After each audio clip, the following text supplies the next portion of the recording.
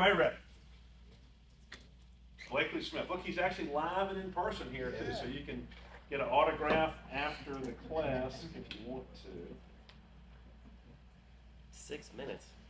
Jeez, it's Blakely. Not 6 minutes. Blakely. I don't know. That must be everybody. Okay. Time flies when you're in front of the camera. All right, here we go. Hey, what's going on, gang? It's Blakely Smith. Hold on. This is his boy. This is Baby was napping at home. I had to keep it down. This is his, we were talking about mirroring and matching. So you guys can work on, when you're commenting, I'd like everybody to keep it really down low. The baby was asleep, so. Just kidding. Here we go. Here, we got to be quiet to hear this because baby's sleeping. In the Mike Chanel group, wanted to get on here real quick and just give you a tip of what has helped me a ton in my business. And number one, that is making your schedule for tomorrow before you leave work today. I think it's so important to do that so you show up with no procrastination, no delays. You know exactly what you're doing. You got a clear head and you're ready to roll. There's my tip for you. Let's get out there and sell them all. See you soon. All right. So he's talking about, so today, like today, what day is this? Wednesday? So before you turn it in on Wednesday, having a schedule for tomorrow, for Thursday. Any of y'all do that? How many of you don't do that? Ish. I mean, how many have ever done it? Anybody ever done that? I do it every day. Yeah, he does it every day.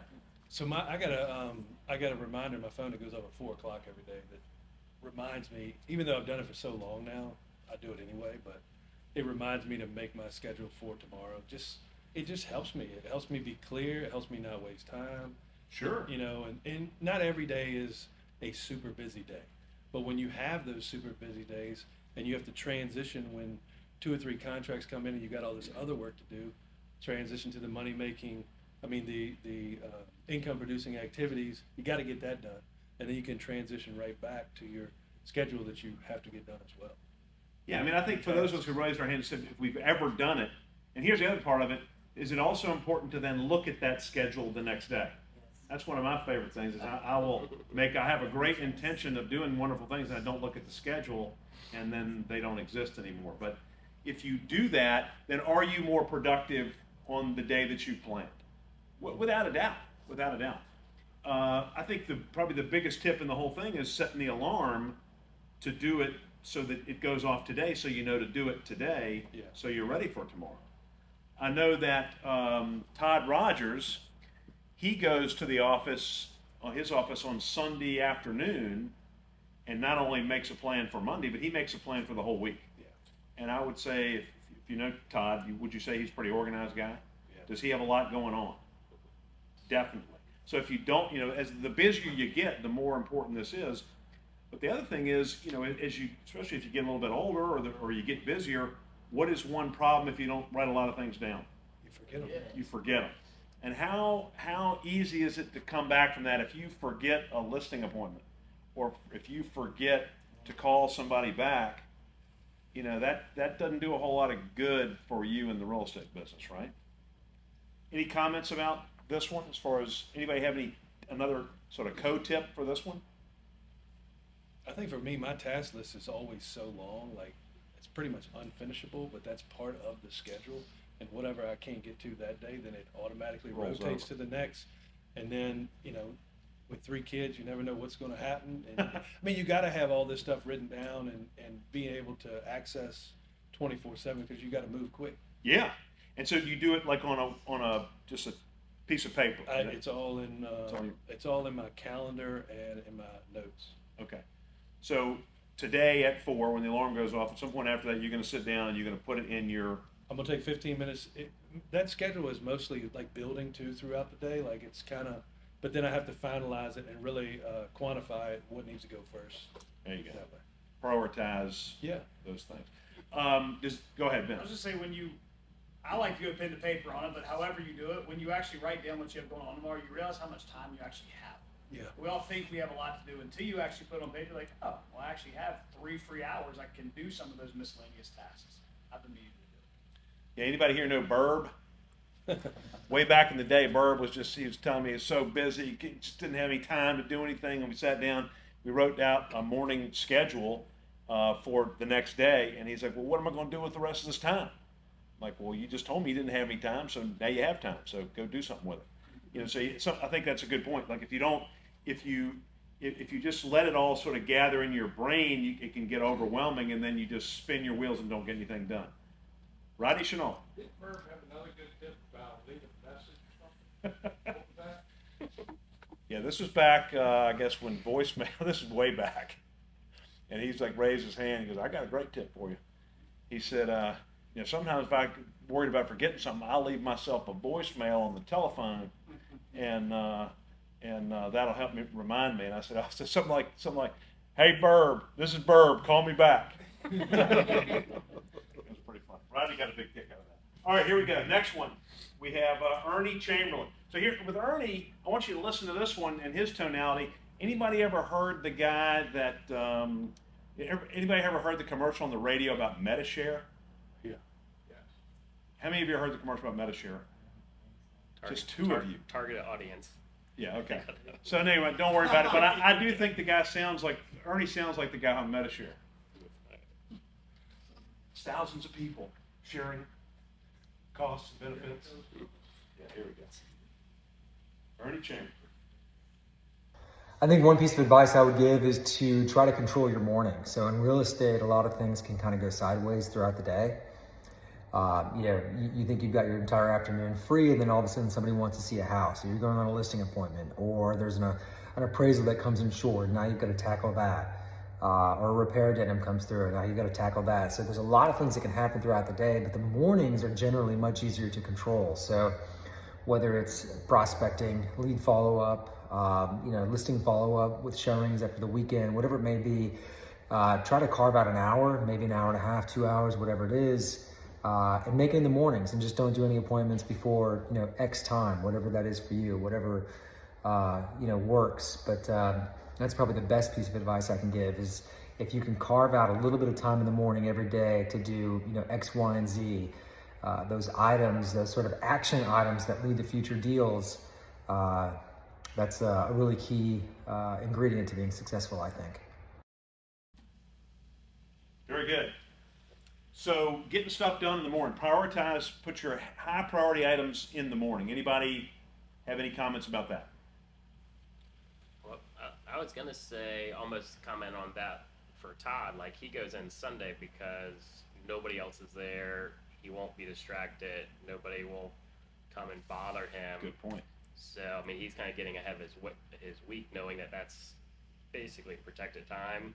And then I was gonna say the same thing is true like your morning of like for the most part you probably won't get bombarded, distracted. Like if you can lock that in, it'll just help plan like the rest of the day. Sure. I mean, what other benefits of getting things done in the morning? Let's start with, let's say before 9 a.m. What are some benefits of doing stuff before 9 a.m.? Usually got plenty of energy. Energy? Okay, that's good. What else? What did you just say? What else is not happening usually before? Distractions. Distractions. You just get a head start. I mean, so few people do it. Yeah. And what about successful people? Is that a common denominator for successful people? Yeah. Certainly. And early. How about if, one of the advantages of getting going early is by the time everybody else is just waking up, you're like in overdrive. You're rolling. So you have a higher energy level and you're just ready to rock and roll. How many of you are regular exercisers? Would you say you exercise at least 2-3 times a week? All right. Is it easier, and you may, some people may disagree with this, at least I'll make a statement. For me, much easier to do it if I do it early in the morning. Anybody else feel that way? In some of our schedules, we just can't do that, and I understand that. I've been very fortunate to be able to do that. So the reason it works is because if I know that if I just get up, brush my teeth, get my act together, feed the dogs, and I go to the gym, I mean, then I'm just going to do it. I've never gotten to the gym and gotten like on the elliptical and been like, screw this, I'm out of here. I mean, if I go, I'm in, right? But what happens if you try to put that off to the afternoon? If you blow it off and then you say, well, I'm going to go at 3. What happens at 3? You gotta go show a house. Got to go show a house. Termite report comes in, and I got to worry about that. Somebody's called me, want to do something else. I just get busy doing stuff, and next thing you know, it's 5:30, and then what's easy to do then? Eat. See if they got any leftover donuts or Krispy Kreme. Is that as good for you as working out? Sometimes it can be a great thing. So, you know, it works the same way with your business stuff. If you've got some calls, one of the great things Ernie once said is, you know, one of his tips when he did this before was make the toughest call first. You know, the one that you're just sort of that kept you up last night that you've been worrying about. Make that call first. Why do you do that? Takes the pressure off, gets it out of the way. Gets it out of the way, because that animosity or whatever's going on, the stress, if once you make the call, is it usually that as big of a deal as you were worried about? No. Usually not.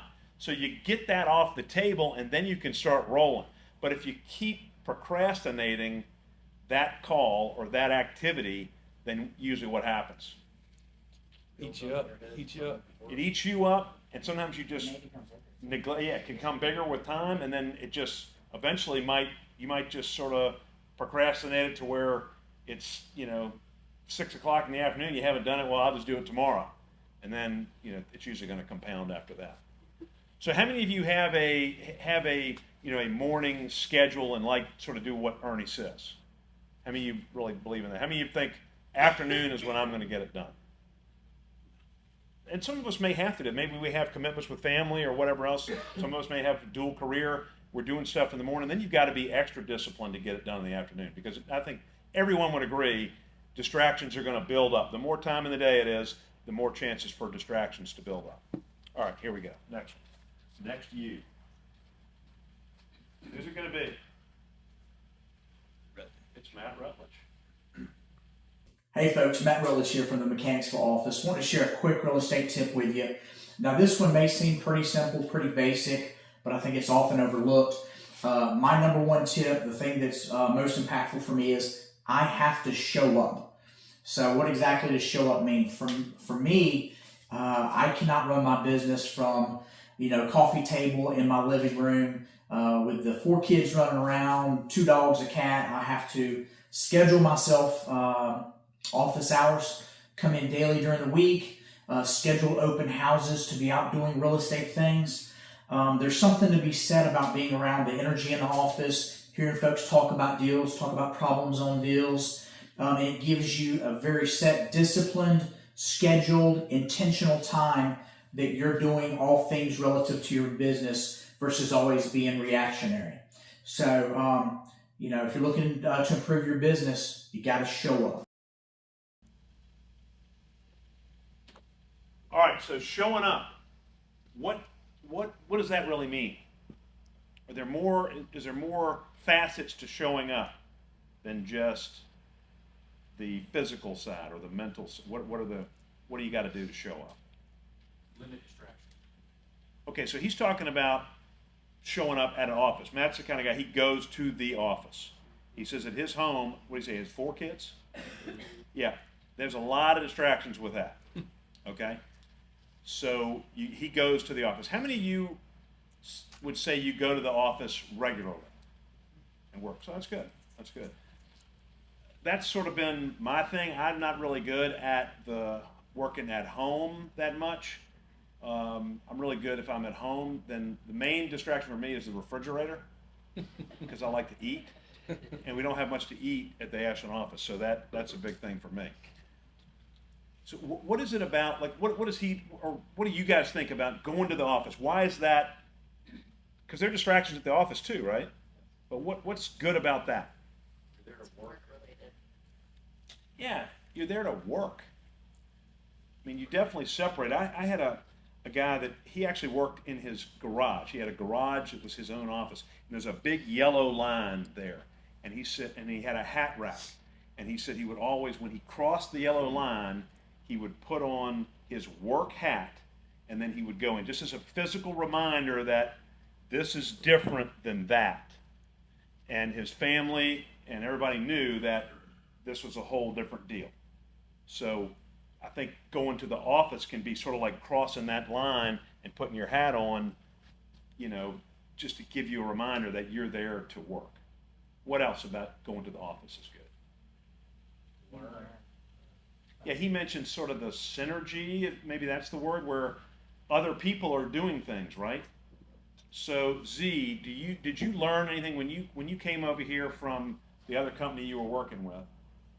You sat, your office was intentionally placed between my office and Cameron Wood's office. That's correct. Did you learn anything by just hearing stuff through the wall? Absolutely. Like what? How to speak well. Right? How to speak English was That's one right. thing. That's huge. Yeah. Other than Marylandese or whatever that thing is you used to talk. Say. Yeah. And you learn, because the same conversations that Cameron and I were having, eventually he's going to have those conversations, right? I mean, a conversation about deals are sort of the same game. And you listen and you learn. And what about when somebody else in the office is having a little bit of a challenge with some aspect of a real estate deal? And you're around that and you help sort of talk through that. Does that help you? Yeah. Sure. What about if somebody sells a house, they're fired up, they're pumped up? Makes Does you that- want to go do it. Yeah. So there's a lot of stuff, and that not saying you can't work at home. That's absent there. That's absent. So what else about showing up? Leads. If the office coordinator picks up a call, you might be there. Yeah, if you're around. Be a lead. Yeah, if you're not in the game, if you're not on the playing field, you're not going to be able to score. So that's important. How about the mental side of showing up? So back to the morning routine. So if you just roll out of bed and you show up at the office or you show up at your home office, are you really showing up? Are you fully there? So some people will, they might work out. Some people might pray. Some people might meditate. Some people might eat at Shoney's breakfast buffet or something like that. But whatever gets you going, that's not a real good one to get you going. But some people, whatever gets you going, you gotta, when you're showing up, when you show up, you gotta be there physically and mentally. And if you're sharp and ready to roll, then good things can happen. Because in real estate, do you know when it's going to happen? You really don't. You've got to be on your game because it can happen at any time. All right, any other comments on that? Yeah, Dean, Shaka Smart once said that you don't wake up the best version of yourself, so you have to have something to change your channel. I just thought that was really impactful, especially when it comes to showing up mentally. Yeah, think about that. Do you really, when you wake up, is that the best version of you? I'm sort of weird. I think, when I wake up, I'm ready to roll. pumped? I'm ready to roll. My wife, on the other hand, no, that's definitely not the best version of her. Yeah. How about the snooze button? How many of you love the snooze button? Snooze button's bad. Anyway, go ahead, Tommy. I mean, I might add too, showing up is also like how you're dressed too. Like, so for me, it's more like I need to be dressed as if I'm working, and like if somebody wants to do an appointment, like I'm ready. Versus, I mean, you could show up to the office a whole lot like in pajamas, but it's kind of the mental mindset and everything. Yeah, I agree Like, with that. I'm going to be a realtor today, and I think dress and appearance, adds into it. Yeah, I remember the first time playing football for the high school team, and when I put on the game uniform, we had like just scrubby stuff that we practiced in, but we put on the game uniform. You knew it was go time, right? And I think one of the problems, many of you have heard me say this before, but one of the problems in the real estate world and in business in general is just this over casualization of everything. And you see people, if you're out showing houses and there's a popular listing, just pay attention to what the other realtors that are showing the house, what they're wearing. I mean, would you ever guess that this person is on a job which could earn them $10,000 to $20,000? You might think that they're, going to a sleepover. Yeah, if you can't tell which one's the realtor, Then that's a problem. That's a good point right there. Do you stand out as the professional in a group? So that is showing up. Thank you, Tommy, for that. I don't know, like the first time, that's probably the first month I was in real estate. Zeke came to the office in a t-shirt, and downtown, some random client walked in, and Z walks past your office, and Zeke, what the hell are you wearing? And there was a client, when I got to talk to the client, you take off your polo shirt, give it to him. He takes off his t-shirt. I burn And he it. went to the meeting. Burn it. Yeah. He was sure I was in his office. That's a question for the manager. I'm gonna get. Yeah, so, again, that's one thing that you can't control so much of what's going on in the world. Can we control interest rates? No. Can we control how many sales there are going to be this month? There's so much you can't control. That's something you can control. You know, are you going to look somewhat professional? And that varies to everybody's definition of that is different, but I think we can all step that up just a little bit. All right, let's go with Corey Metz. Hometown U, this is Corey Metz. Hey, one of the tips and tricks that I learned very early on, and this was a quote from Zig Ziglar given by Brian Buffini, was that you can have everything that you want in life if you just help enough other people with what it is that they want. For me, that meant building good relationships with others, even when it got tough. So not burning those bridges and really loving on the people that help you in what it is that you do, even if that doesn't mean dollar signs for you. For me also, that meant that not everything was going to turn into money and not everything was about money. So finding something that is bigger than yourself and jumping in. Hope this helps somebody today and look forward to seeing you guys soon.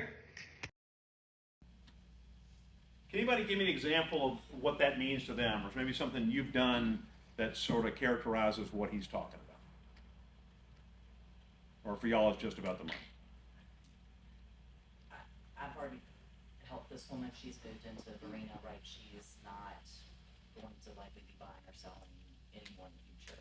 Uh-huh. I have made it like my mission to have lunch with her every couple of months. Yeah. So, I mean, it That's could be awesome. referrals down the road, but Sure. it's like, I was like, you're a lady that you don't need anything. You need companionship at the Right. time, so. And there's nothing wrong with the money side. I mean, money's how people say thank you in business. Okay, so there's nothing wrong with that. But it seems to me that the reason you're doing that has nothing to do with money. It has Right. just to do with Already doing done. the right thing. Yeah. You know, so that's wonderful. What else? I think any chance you get or any opportunity you have a chance to mentor or teach, like people who lead Hometown U classes, for example, or someone's in the office and you just help them out for whatever. I think that's always helping somebody else out with really no expectation. And it makes you better doing it too. Yeah, and I think that's certainly the culture that has grown. I think that was intended by Mike and his mother back in the day, but I think that the culture is to try to help other people here. Would you guys agree with that? I mean, we try to do things where it's not ultra competitive and cutthroat and backstabbing. It's helpful because in the long run, can we all be successful? Can everybody in this room be ultra successful in real estate?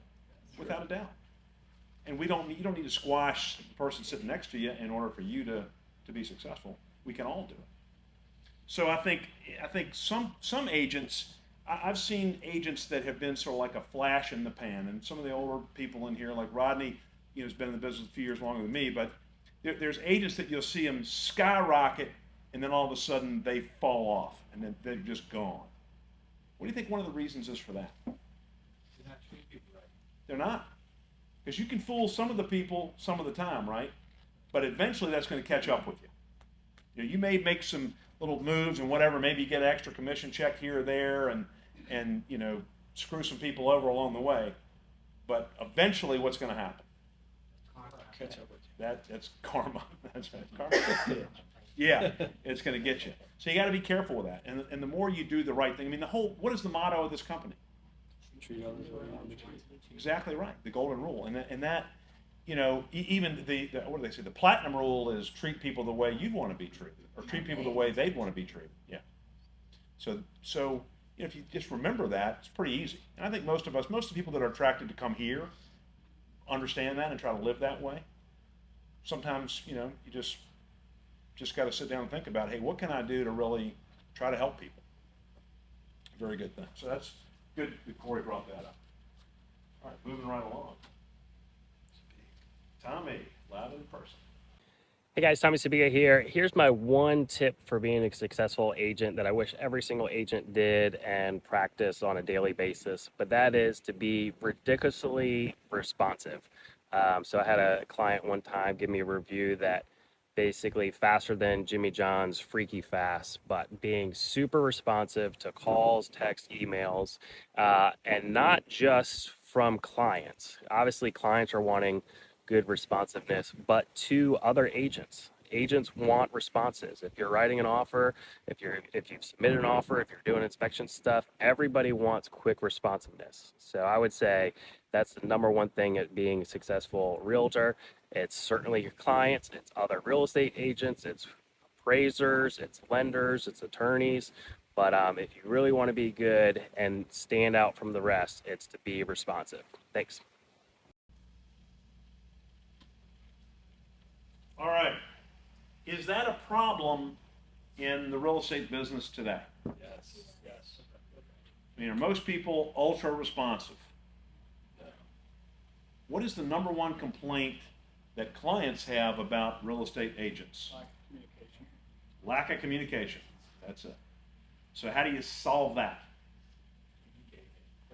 But what does that mean?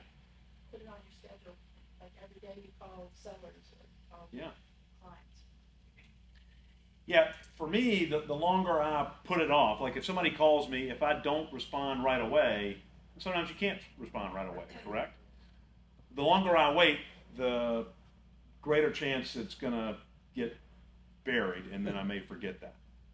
So how then, Cindy says you put it on your schedule, what are other ways you make sure that you don't forget? If you can, yeah, so just respond immediately. Set a reminder. Set a reminder. Blake is a big reminder man. Alarms and reminders. It kind of goes along with the reminders and schedule, but setting the expectation of people when you're going to be proactive with it. Yeah. You get ahead of it. Yeah.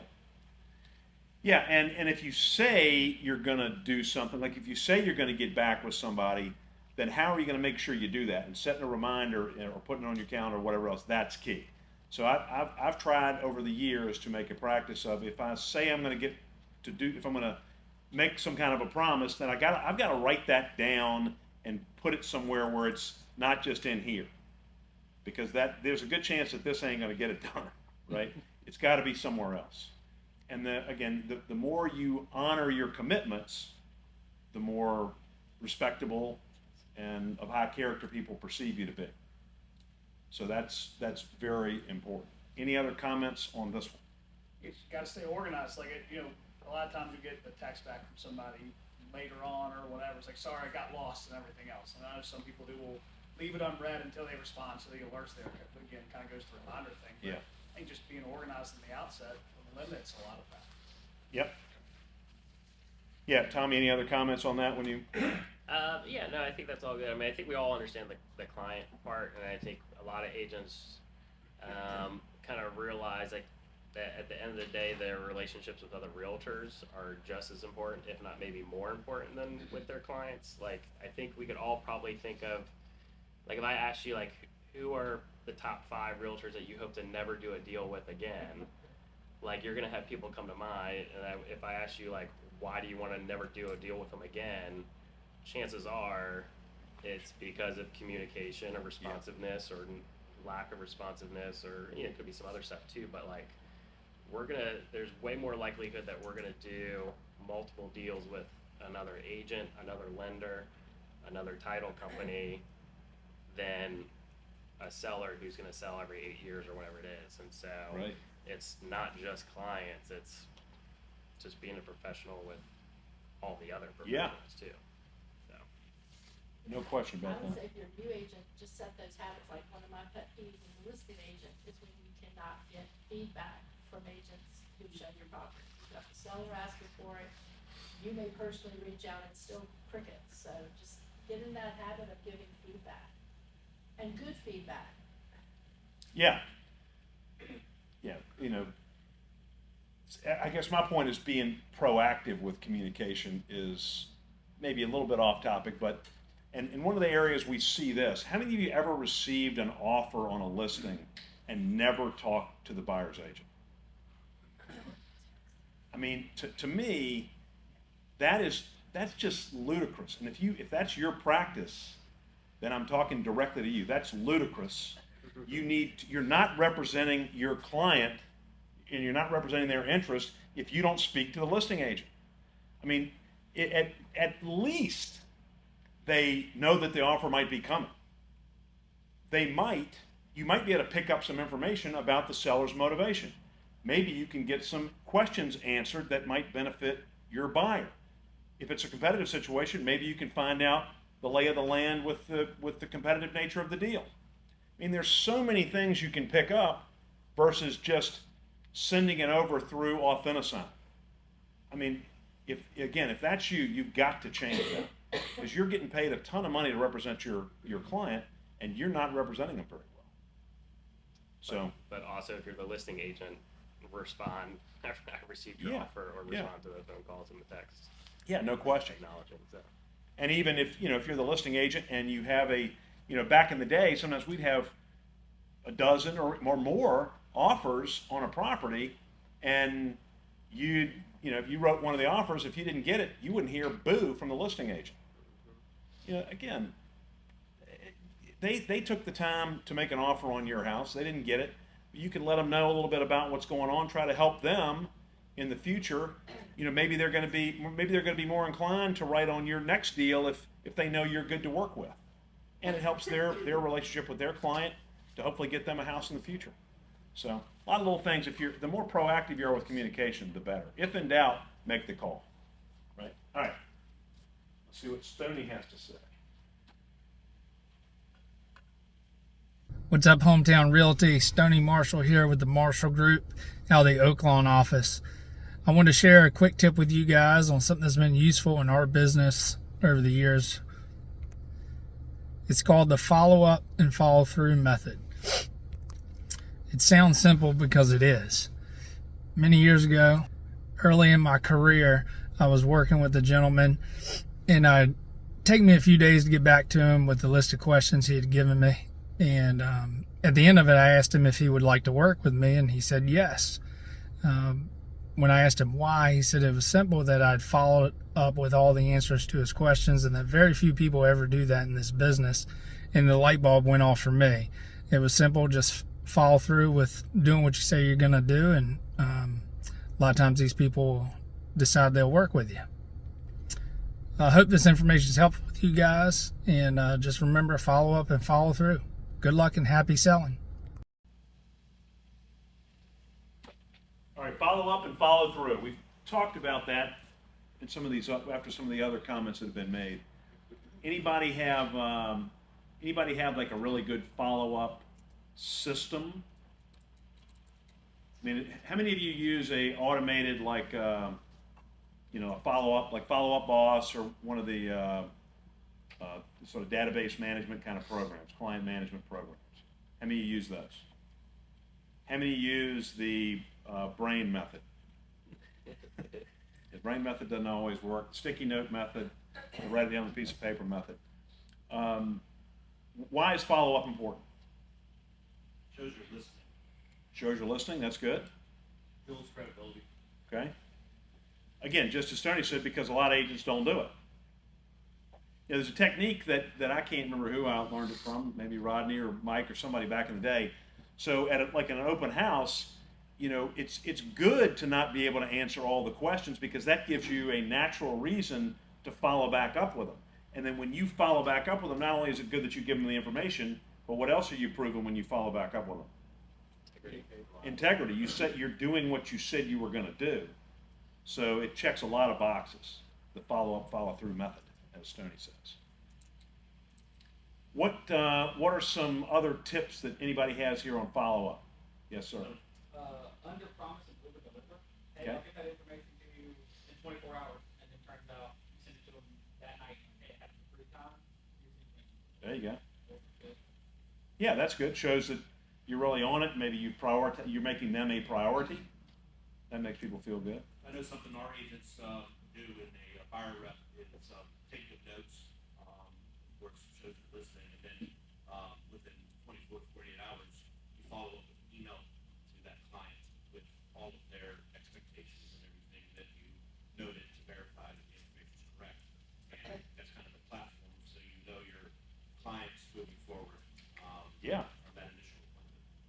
I love it.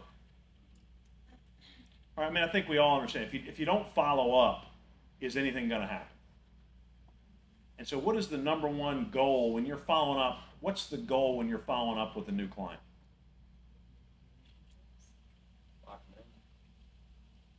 But what do you do? What do we do in our business that usually leads to that? Set an appointment. That's the key. That's, if you don't have appointments, are you going to do any deals? Probably not. So the whole idea, rather than saying lead follow up, would be to even just reprogram your brain to say, I'm appointment setting. Because lead follow up sort of to me means just like I'm just chasing leads versus getting them and actually getting them in my client, locking them in as clients and getting them on the path of doing something. So lead follow up equals appointment set. All right, let's hear from Ben.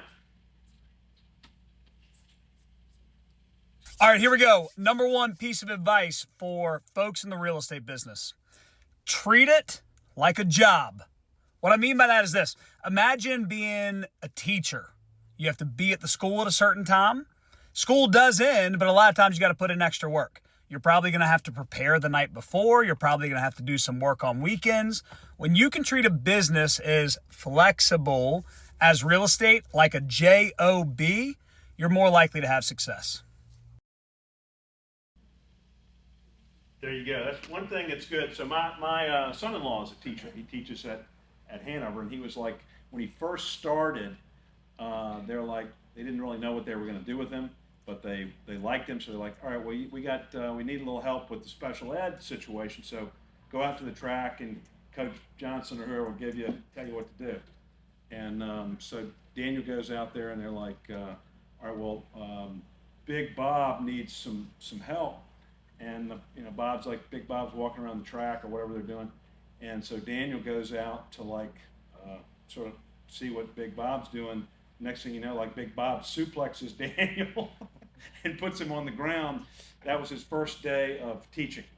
So see how fortunate we are. You don't have to get like Daniel's a pretty big guy, right? So you got to be careful on the other careers. So treating it like a job, at least. Like, I don't know anybody, and I've got a lot of real estate stories, but I don't know anybody who's been physically, like, tackled or punched by a client. Any of you guys know any stories like that?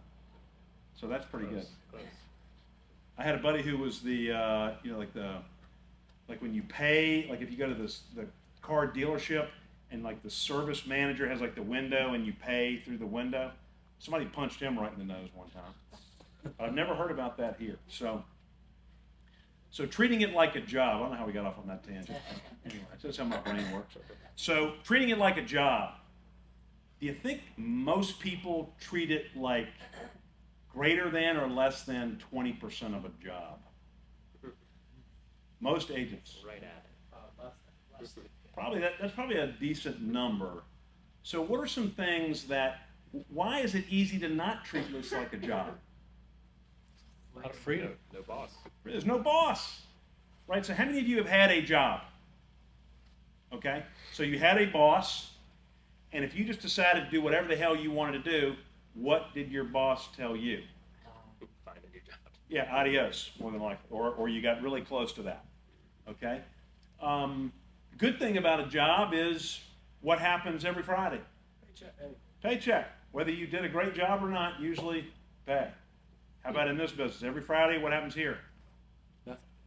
No paycheck. Really, it's no different than any other day. Right? So, yeah. So, yeah. Okay. So, when Ben says treat it like a job, is having some freedom a bad thing? No. Does it have to be as structured as a traditional, like if you work for IBM or something? Does it have to be like that? No.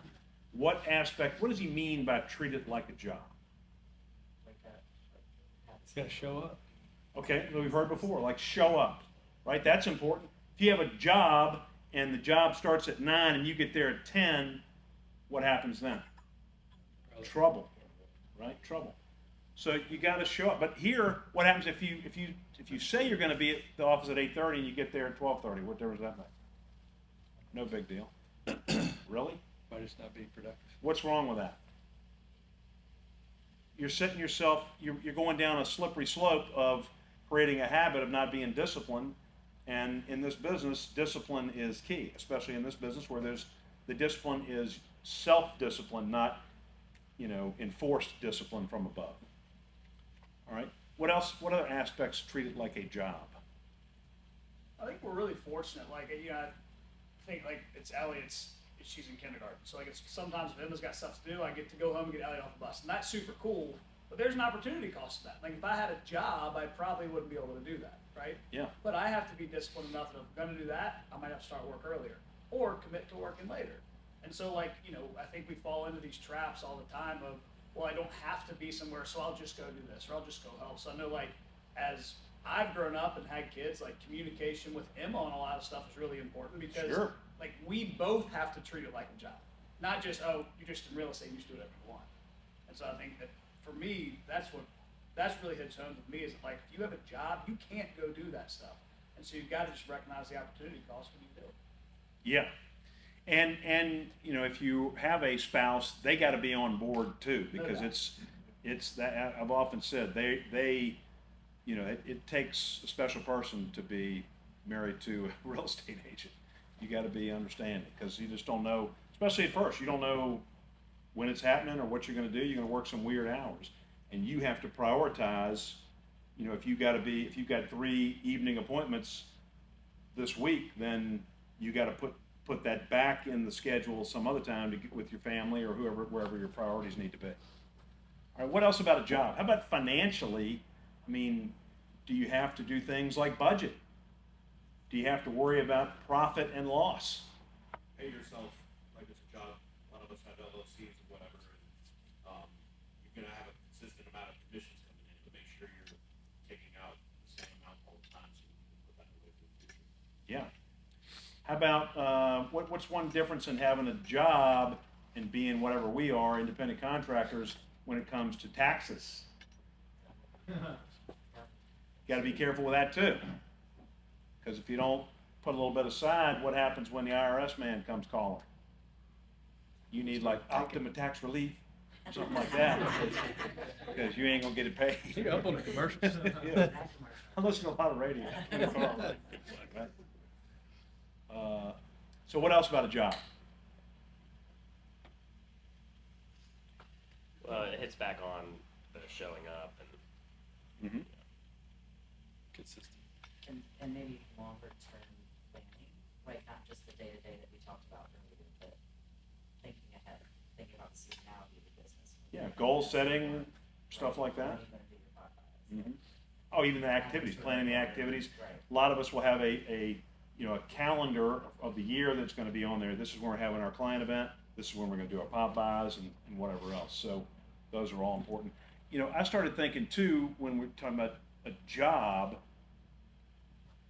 of, sort of goal setting and maybe alliances too. Like, so you've got partnerships with other people, just like if you had a job, maybe you would be on a group, like sometimes you have like a committee at work or whatever where you're working together. Even though we're all independent contractors, is it possible for us to sort of form some affiliations? Teams would be the ultimate of that, but even if you're not on a team, forming some affiliations where you're sharing ideas, sharing some, working on training, role play. I know we don't like to say that. What do we call that? Practice. That's right. Is that part of treating it like a job, trying to get better? If you have a job, you're going to be getting training from time to time. Obviously, I'm preaching to the choir here because you're at a training event, but you need to be constantly trying to hone your skills to get better. All right, moving right along. Is this where we got to go to the other one? Where's Logan? Is he still here? Logan, Mike. Hey, what's going on, gang? Hey, we did it again. Hey. encore. Got to get out of this guy. Full screen. And now from Matt Drew. I have not seen this one. This one came in like 2 minutes before kickoff. Hey, good morning, hometown. It's Matt Giroux, just dropping in. Wanted to give you a couple quick seconds of some thoughts on how to maybe get new leads and, retain old leads. Open houses, I think, is one of the best ways to meet people. Sales is a contact sport. So you need to, meet and greet at these open houses. Some of the angles that we've done over the years have been to stay consistent in the neighborhoods that you are doing open houses in.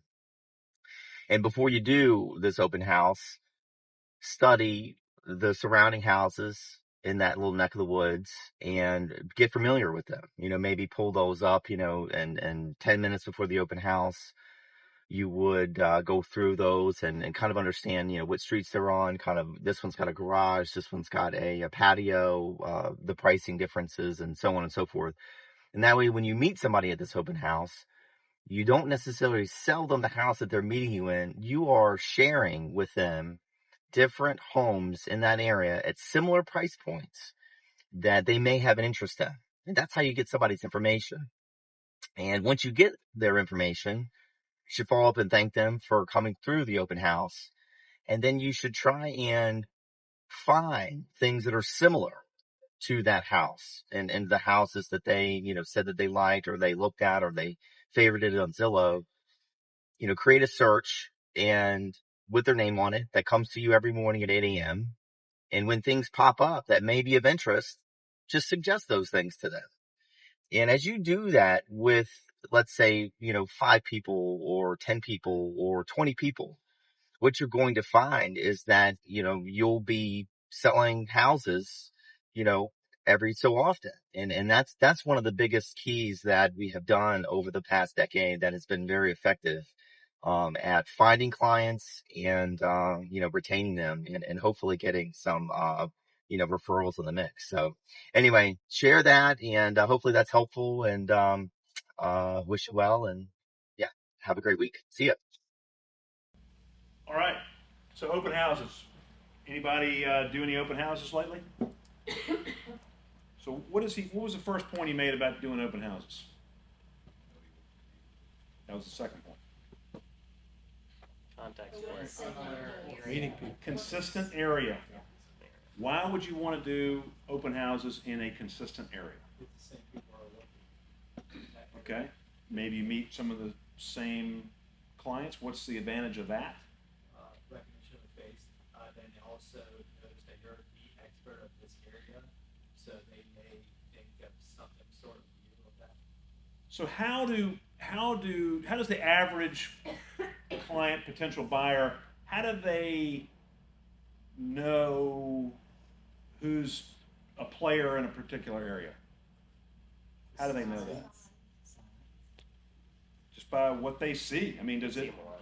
Yeah, they see. So if you do an open house in Churchill, like they do, if you're the George Group and you're doing open houses in Churchill every weekend, what do those people that are looking around that area, what do they think? You're an expert. What do the people that may be thinking about selling their house think? Do you use it?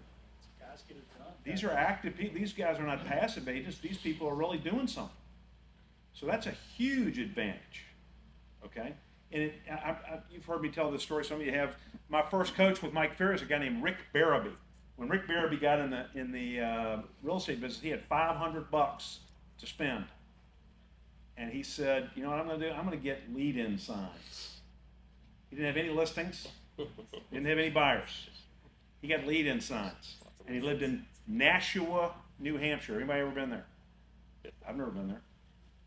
I don't know how big Nashua, New Hampshire is. I don't know how many signs you get back in, this was probably like 1997. I don't know how many lead-in signs you get for $500, but he got as many as he could get. And he put them all around Nashua, New Hampshire. Just arrow going here, there, everywhere. No listings. Leading to No listings. And then he started doing what they call sequential dialing. So let's say like the Nashua, New Hampshire number is 282, and then he'd be like 0001. Hey, this is Rick Barabee, real estate agent. I'm sure you see my signs all over town. And then go on with his script. And eventually he became one of the top agents in the United States. But that's how he built it, right? So now I'm not suggesting that that's what you do, but the whole point is, was he really a top agent at the beginning? Yet what was the perception? And he was, because people saw him all over town. This is the same sort of thing. If people see you out hustling in real estate, and one of the easiest ways they can do it, very cheap advertising, is to have your signs all over the open houses that you're holding in a consistent area. And you can take it to the next level. Went back to Z. One of the things that Z did very smart early on was he had some custom open house signs. I think a lot of us use really crappy, like Lowe's open house signs that have been folded up, and you got pieces of paper that you've ripped off, and instead of 2 o'clock it says 2:30 or what, you've changed them up, and they're terrible looking. So if you have a nice sign with your picture on it and a brand kind of thing, does that help get the message across? It sure can. You don't have to do that, but it sure can. Okay, so that's the first point. What was the second point? You guys suffering from short-term memory loss. Study the neighborhood. Study the neighborhood. Okay, know the neighborhood. Why would you do that? You look like the expert. You look like the expert when we talk about character, competency, and confidence. So if you know the houses that are on the market in the area and a buyer is looking in that area, and you can discuss, he's like, have you ever seen the one on Elm Street? And you can discuss that intelligently, how does that make you look? So much better than the last person who didn't have a clue, right? So I think in addition to that, what else do you need to know about if you're holding an open house? Competition. Well, that's sort of what we just talked about, the competition. How about the house you're holding open? If you've never been in the house before and don't know anything about the house, you're going to look like what? Does this house have 4 bedrooms, Tommy? I don't know. Check. Oh, go upstairs and see. Let me know. Always wondered that. Again, you're not going to know everything about the house. The more you do know, I think the better. Again, it's okay to leave some questions unanswered, because that allows you, like we said before, to follow up. It's important to know a little bit about it. What else? What are some real quick tips on open houses? What are other little tips that we do on open houses? Reach out to the neighbors. Sure. Again, if you're working in the same area, that could build a brand awareness of your, your active nature in the business. Actually talk to people who walk in the front door. Okay, well, what if the game's on? I mean, a lot of these happen on Sunday, and it is NFL season. Yeah. So actually talk to them, right? Actually talk to them. Have a little elevator spiel of sorts about the house. Like I always ask them, how did you find out about the house? Because you have some rookie lives and I saw the sign. Yeah. They don't necessarily know what they're walking into. Okay, so And I sort of had some somebody tell me I was qualifying the only one that questions. greeted them and gave them a summary of the house. Okay. Yeah, so you sort of have to develop your own style of how it's going to go. And how about capturing the information of the clients? Is that important? If you don't get their information, how likely is it you're going to ever hear from them again? Yeah, you don't want to leave that in the ball in their court. You want to have it in your court. What else on open houses? Follow-up is important. And ongoing follow-up, right? If you get a sense of what they're looking for, creating that search, using that as a reason to reach out. I don't know if you saw this in the house come up. Yeah, and I think the only thing I think we've left out that was on top of my head was building an audience. All right, what does that mean? What is building an audience for an open house? What does that entail? You said talking to the neighbors? Yeah, so how do you do that? Okay. Flyers, balloons. Why are balloons good? It draws the attention. If there's balloons flying in front of the house, they were probably put out there today, so the open house probably is today. Okay, versus the sign, which maybe the agent didn't pick up the sign or whatever else. All right, what else is good for building an audience? Social media, videos. Yeah, the more you do to build an audience, the more chances people are going to come. It also shows your seller and other people, again, that you're an active agent, and I think that's what we want. All right, any comments, any other tips anybody would like to share? Are you ready for Chipotle? Yeah. All right, go get them. Thank you.